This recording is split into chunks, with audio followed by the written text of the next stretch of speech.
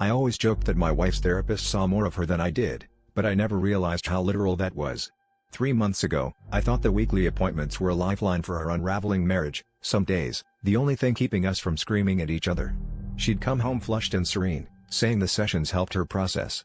I wanted to believe her so badly I ignored the nagging feeling something was off, even when her receipts for wellness services started popping up on our joint credit card.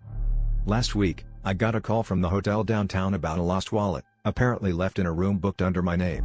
I didn't even have to guess whose it was. When I pressed my wife, her face did something I hadn't seen in years. She laughed, and then confessed. The therapy was a code word for meetups with her so-called therapist, who was more interested in her lingerie than her mental health. She didn't even bother to deny she used my card to pay for everything: the room, his services, even the champagne. We fought, viciously, right there in our kitchen.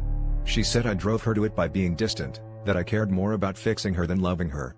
I wanted to throw her out, but the truth is, I'd been so desperate to save our marriage I never once asked if she even wanted to be saved. The weirdest part? When I called her therapist's office to report him, the receptionist said he hadn't worked there in months. She'd been seeing him privately, off the books, in a mess of secrecy that went way deeper than I'd imagined.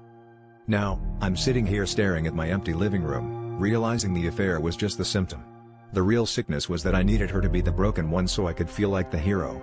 I always thought I was fighting for us, but in the end, I was just fighting for the version of myself that needed to be needed, and she saw right through it. Please subscribe.